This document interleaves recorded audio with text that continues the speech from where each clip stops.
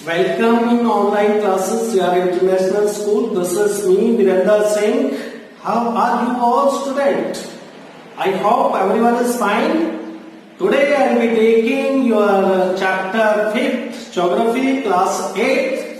और आज हम डिस्कस करने वाले हैं आयरन एंड स्टील इंडस्ट्रीज के बारे में, right? Iron and steel industries के बारे में बात करेंगे।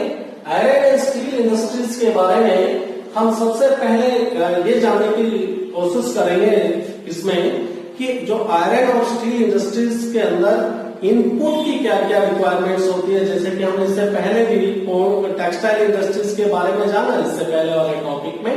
तो आयरन और स्टील इंडस्ट्रीज के अंदर इनपुट की क्या क्या रिक्वायरमेंट है। इनपुट मतलब जब आप इंडस्ट्री स्टार्ट कर रहे हैं तो उसमें क्या क्या रिक्वायरमेंट होगी। सपोज करो अगर आपको कहीं काम करना पड़े एज एग्जीक्यूटिव, तो आपको ये सब बातें जाननी होगी, तो अच्छी बात होगी।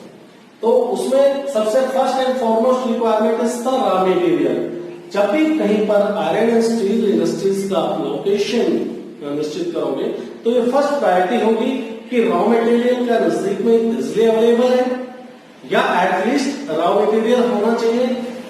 साथ में रॉ मटेरियल क्या है इसके लिए, बेसिकली आयरन और साथ में कोल की बात करें या लाइमस्टोन की बात करें, या फिर उसके बाद में लेबर का भी रिक्वायरमेंट है। लेबर चाहिए आपके पास में, ठीक है, इंजीनियर्स चाहिए, और सबसे फर्स्ट एंड फॉरमोस्ट सब कैपिटल का इन्वेस्टमेंट, पैसा चाहिए। कोई भी इंडस्ट्रीज लगाना चाहते हो तो सबसे पहले तो पॉकेट में पैसे है, तभी तो आप आगे की तरफ बढ़ेंगे ना। अगर पॉकेट में पैसे नहीं है तो कहाँ, गवर्नमेंट से लोन लेने के लिए भी अगर कुछ इंडस्ट्री लगाना है तो कुछ आपके पास में भी होना चाहिए पैसा, राइट? तो कैपिटल इन्वेस्टमेंट, फिर आप उसका लोकेशन देखेंगे और जो भी अदर इंफ्रास्ट्रक्चर है।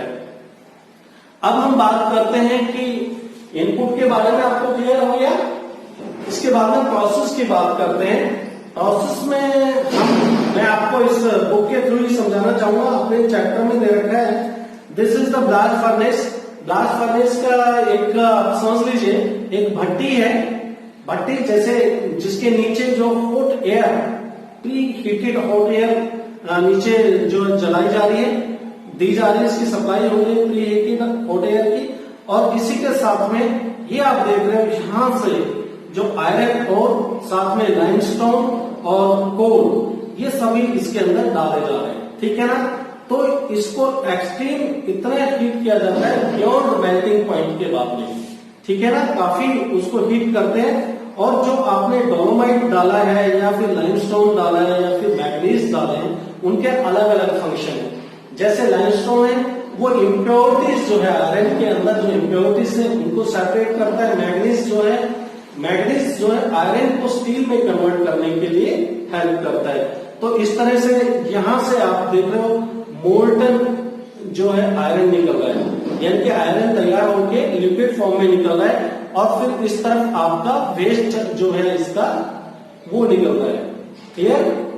तो इस तरह से आपका लास्ट में स्टील या आयरन का प्रोडक्शन होगा, जिसका कि आप इस्तेमाल कर रहे हो आयरन एंड स्टील कंपनी के अंदर। तो ये आप देख लीजिए, जो आयरन और स्टील की जहां पर आयरन ओर से आयरन या स्टील तैयार किया जाता है, ये अपने आप में दूसरी कंपनीज के लिए जहां पे और दूसरे प्रोडक्ट तैयार होते हैं उसमें फीड का काम करते हैं। यानी कि इसके जो प्रोडक्ट तैयार होंगे वो वहां पर रिक्वायरमेंट होगी और दूसरे इक्विपमेंट बनाने के लिए या फिर ऑटोमोबाइल्स बनाने के लिए, जो दूसरे अलग अलग यूजेस की।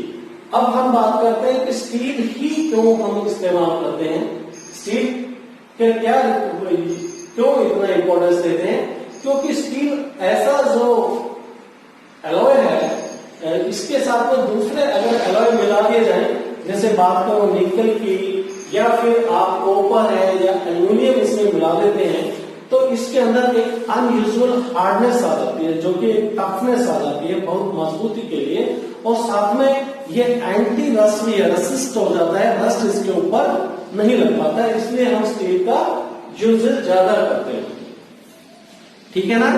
और स्टील के दूसरे मतलब ये तो हमने किया कि स्टील का क्यों हम प्रायोरिटी देते हैं दूसरे अदर, अगर और से देखें या दूसरे और प्रोडक्ट के साथ में इसको क्यों इंपॉर्टेंस देते हैं।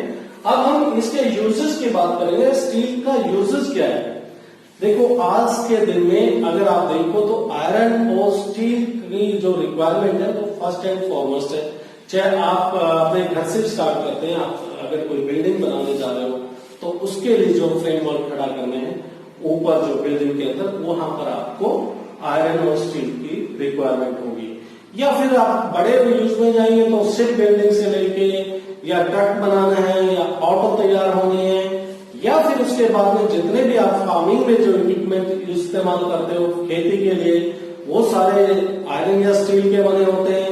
इसके साथ में आप माइनिंग के लिए जो इक्विपमेंट, माइनिंग खुदाई का काम करते हैं उसके, चाहे ऑयल ड्रिल कर रहे हो उसके लिए, यानी कि आप बात करें तो हर कहीं पर जो स्टील और आयरन का अपने आप में इतनी मजबूत धातु है और इजिली अवेलेबल हो जाती है, तो इसका काफी इस्तेमाल है। बात करते हैं कि इसके लोकेशंस की। लोकेशन जो परिस्थितियों के साथ में, बदलती हुई परिस्थितियों के साथ में आयरन और स्टील का जो इंडस्ट्रीज है इनके लोकेशंस बदलते गए हैं वर्ल्ड ओवर में। हमारे इंडिया में नहीं, इंडिया में वही क्षेत्र है जहां पर पहले बात करें छत्तीसगढ़ हो गया, झारखंड, उड़ीसा या फिर वेस्ट बंगाल, वही लोकेशन है। लेकिन वर्ल्ड ओवर में जो लोकेशंस जो हैं वो चेंज होते गए हैं। 1880 से पहले जो ये डिपेंड करता था अवेलेबिलिटी ऑफ रॉ मटेरियल, कि जहां पर रॉ मटेरियल ज्यादा अवेलेबल होगा, इजिली अवेलेबल होगा, वहां पर इसका लोकेशन लगाते थे। या फिर पावर सप्लाई या फिर रनिंग वाटर को देखते हुए कि आपको बिजली की सप्लाई इजिली अवेलेबल हो जाए, पानी अवेलेबल है, उसके हिसाब से डिसाइड करते थे कि आयरन और स्टील इंडस्ट्रीज कहां पर लगाया जाए। लेकिन लेटर कुछ चेंजेस आए और अब प्रायोरिटी देने लगे कि जो कोल फील्ड्स हैं, कोल की माइनिंग है, उनके आसपास में इनके लोकेशन रखे गए, या फिर कैनाल्स हैं, या फिर उसके साथ में रेलवेज है, ताकि ट्रांसपोर्टेशन में एक जगह से दूसरी जगह ले जाने में पोस्ट कटिंग मिले, उतना पैसा न लगे। 1950 के ऑनवर्ड्स, 1950 के बाद की बात करें तो फिर और थोड़ा सा चेंजेस आया इसमें।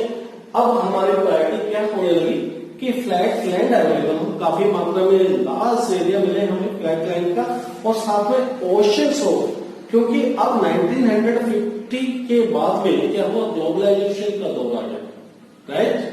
ऐसे कंट्री भी काम करने लगे आयरन एंड स्टील इंडस्ट्री, जिनके यहाँ ये जो अर्थ क्रस्ट में बिल्कुल मिलता ही नहीं है। जैसे कि हम एग्जांपल ले सकते हैं जापान का, तो उनको रॉ मटेरियल दूसरे देशों से एक्सपोर्ट करना होता है, तो ये डिसाइड किया गया कि भाई जो लोकेशंस है वो ओशंस के आसपास हो, ताकि शिप के थ्रू, जो कि कोस्ट कटिंग रहता है, शिप से ज्यादा एक जगह से